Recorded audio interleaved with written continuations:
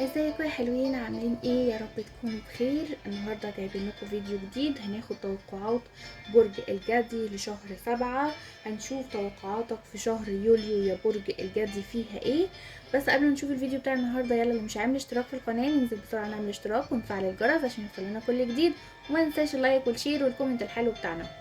يلا يا برج الجدي نشوف طاقتك فيها ايه. طيب، الطاقة العامة بالنسبة لك هنبدأ بيها يا برج الجدي من يوم 8 لحد 31 يوليو.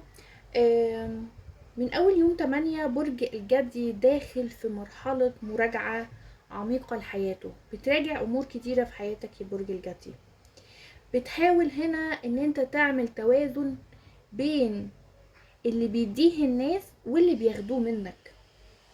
هتحس ان انت الفترة دي محتاج تنسحب شوية، او تتراجع عن بعض العلاقات. عايز تبدأ تجهز نفسك لحاجة جديدة، سواء في علاقة، سواء في شغل، سواء في حياتك الشخصية.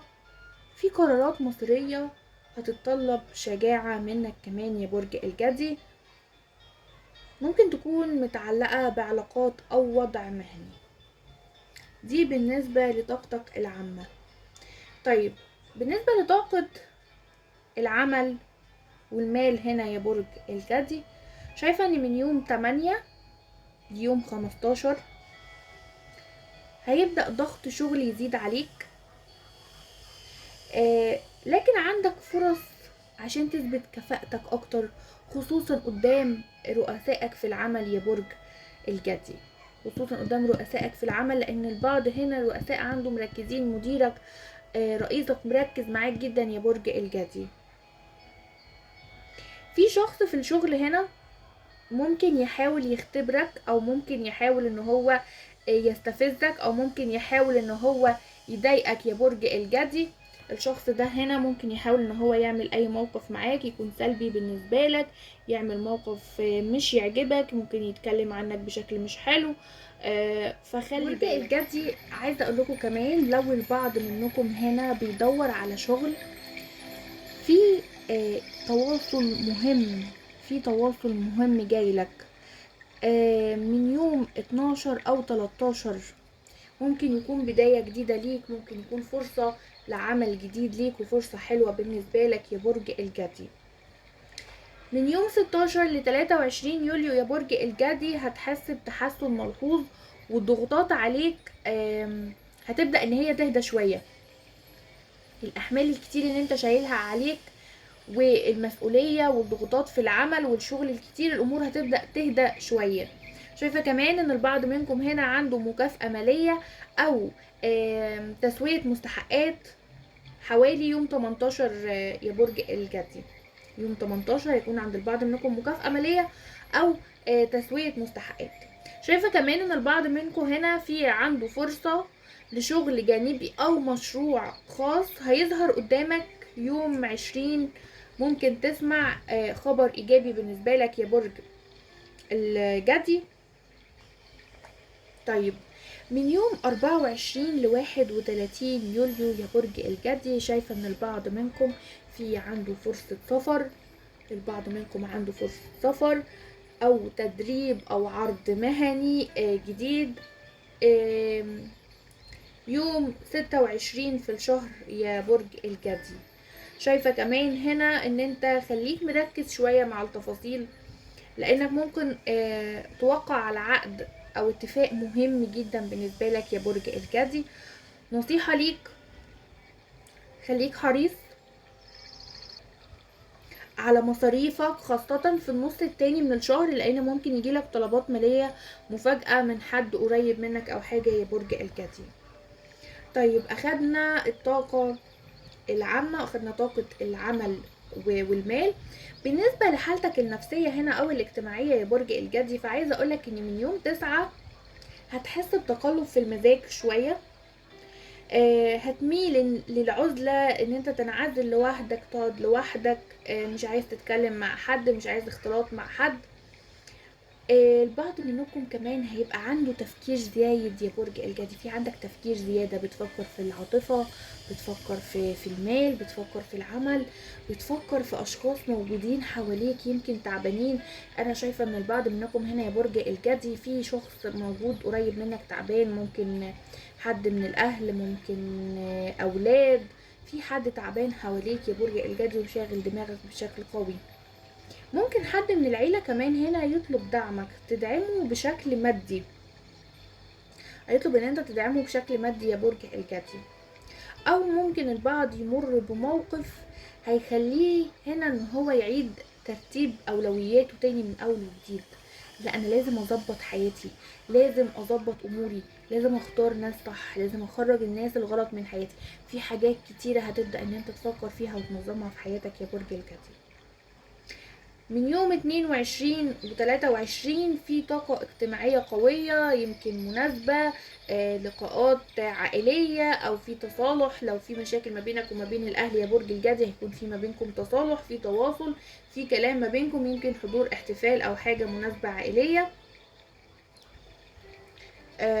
يوم من 22 او 23 يا برج الجدي.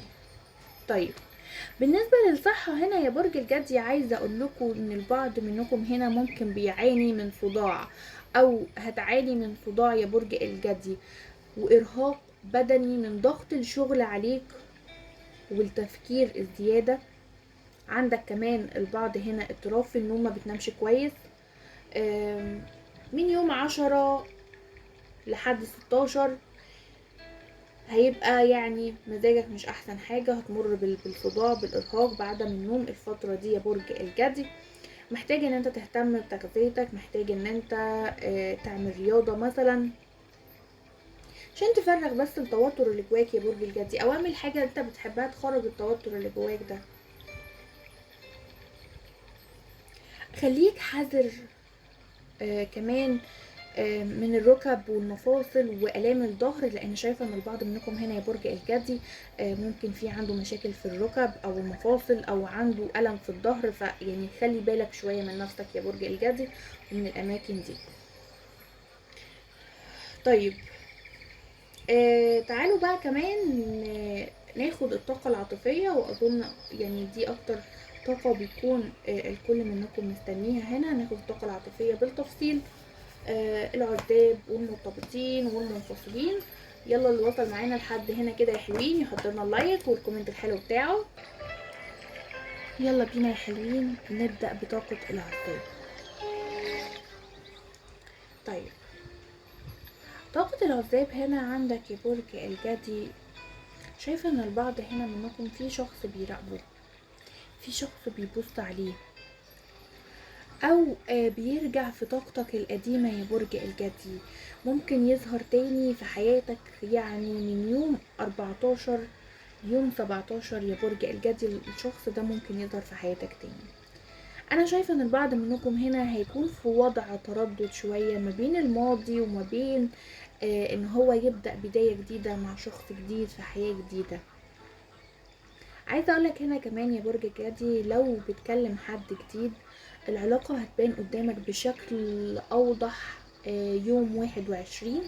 بس خليك حذر من الاندفاع، ما تكونش مندفع، ما تاخدش اي خطوات بشكل سريع يا برج الجدي وتندفع ورا مشاعرك وتندفع ورا اي كلام بتسمعه. خد الامور ببطء وهدوء شوية.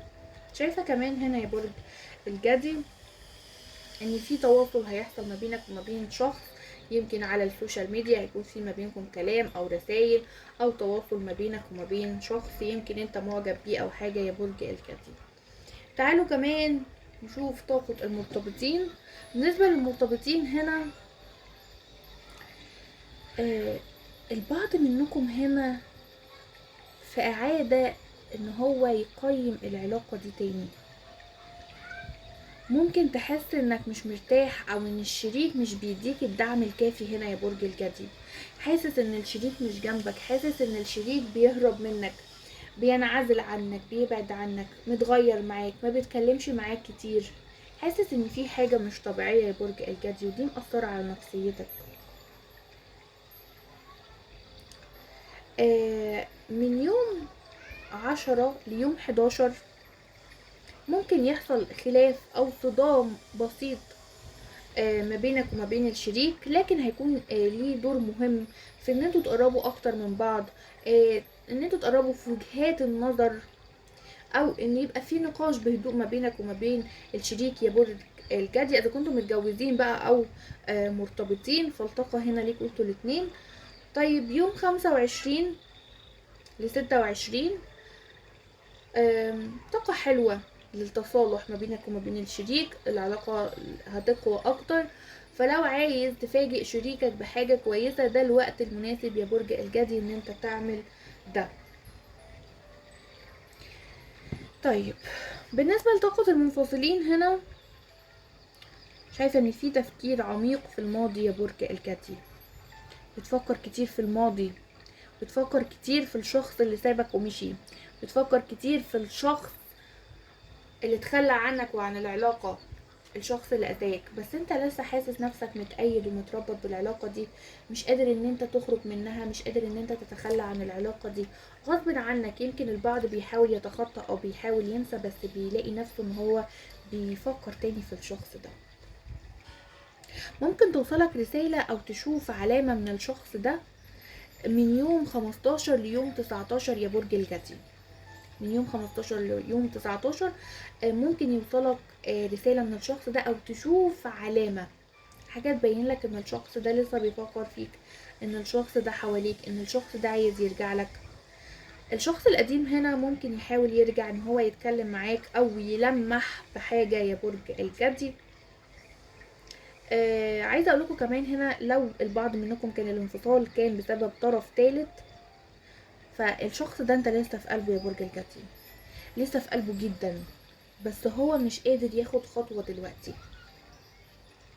الطاقة دي ممكن تكون ليك يا برج الجدي، ممكن تكون طاقة عكسية للشريك. طيب بس هو مش قادر ياخد خطوة دلوقتي ليك، يمكن بيفكر، يمكن خايف من الخطوة، يمكن في طاقة تردد، قلقان. بس في رسالة كده جايلك هنا يا برج الجدي في طاقتك، بتقولك ان الشهر ده جاي يعلمك انك تستحق حب حقيقي، وانك لازم تحط نفسك اولا، تحط نفسك انت اهم حاجة، انت الاول وبعدين الشريك. دي هتفرق في نفسيتك كتير يا برج الجدي. حتى لو بتحب من قلبك، حب نفسك الاول، اهتم بنفسك الاول، وبعدين حب الشريك وفكر فيه. تعالوا كمان هنا ناخد رسالة من الشريك ليك يا برج الجدي، ونشوف هيقولك فيها ايه.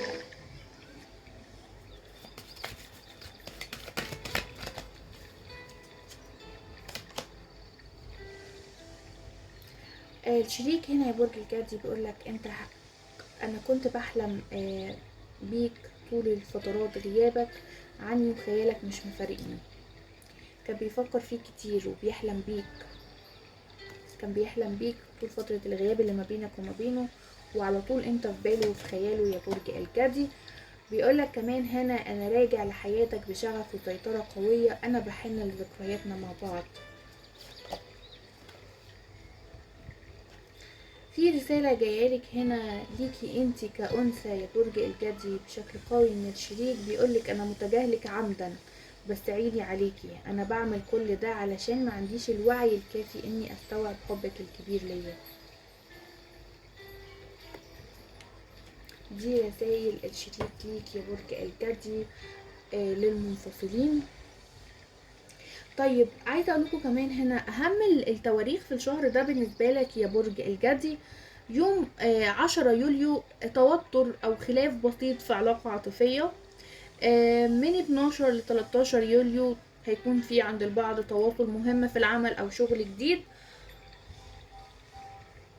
يوم 15 في رجوع شخص من الماضي او احساس بالحيرة عندك شوية يا برج الجدي. يوم 18 في تحسن مالي او استلام فلوس متأخرة عند البعض منكم. يوم 20 في الشهر يا برج الجدي عرض مهني او مشروع هيظهر لك فجأة. يوم 25 ده وقت ممتاز، يوم 25 ده وقت ممتاز يا برج الجدي للتصالح العاطفي او خطوة رومانسية هنا. ويوم 26 يوليو فرصة سفر عند البعض منكم او خبر حلو بخصوص المستقبل.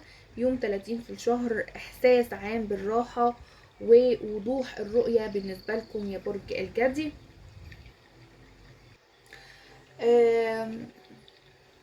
ناخد لك بقى كمان نصيحة يا برج الجدي، شوف نصيحتك هنا هتقول لك ايه. طيب نصيحتك هنا يا برج الجدي تقول لك خد خطوة لورا شوية، شوف الصورة بشكل كامل وواضح اكتر، خليك مرن لكن ما تسيبش حقك، وافتح قلبك لما تكون العلاقة تستحق ده. التغيير جاي بس محتاج تكون جاهز ليه. تعالوا كمان ناخد رسالة من الجنيات ليك يا برج الجدي، نشوف رسالتك ايه.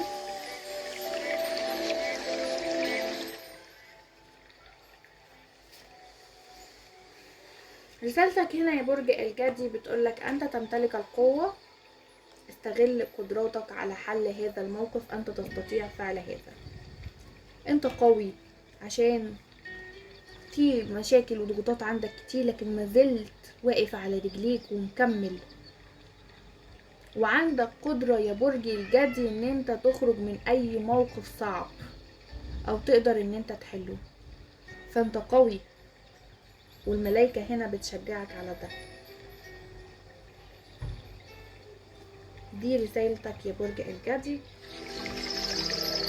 وبكده يا جماعة نكون وصلنا لنهاية قراءتنا لبرج الجدي من يوم 8 لحد آخر يوليو. لو حسيت ان الكلام لمس حاجة جواك او شفت علامات من اللي اتكلمنا عنها ما تنساش تكتبي في الكومنتات انا من برج الجدي وفعلا دي جدتي. لو حبيت تعمل قراءة خاصة مفصلة اكتر لحالتك الشخصية تواصل معايا على الواتساب، الرقم موجود في صندوق الوصف تحت الفيديو على طول. واللي حابب يعمل قراءة روحانية قوية بالودع بيتواصل معايا برضو على الواتساب. وما تنساش تعمل لايك للفيديو لو عجبك واشترك في القناة وفعل الجرس علشان توصلك كل القراءات الجديدة اول باول. استنوني قريب جدا في قراءة جديدة، خلي بالك من طاقتك وخلي قلبك دايما مفتوح للحب والبدايات الحلوة. اشوفكم على خير، سلام يا حلوين.